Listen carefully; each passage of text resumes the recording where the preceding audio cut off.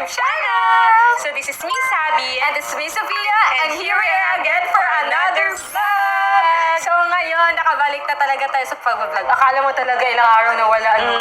No, kasi mga ilang days din ako nagpahinga, di ba? Ilang days? 4 days lang tayo wala upload sa vlog eh.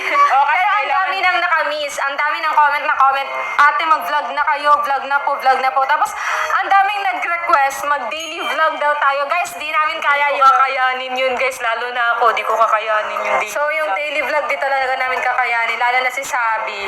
Kasi mahirap mag-edit, as in, mahirap, matagal.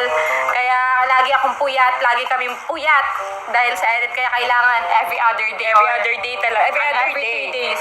Every 2 days. Every other 2 days. Every other 2 days. Yun, pipilitin namin. So, ayun, nag-chat kasi sa akin si Franz na pupunta daw siya dito ngayon sa bahay. So, isa-surprise na naman ulit si Sophia.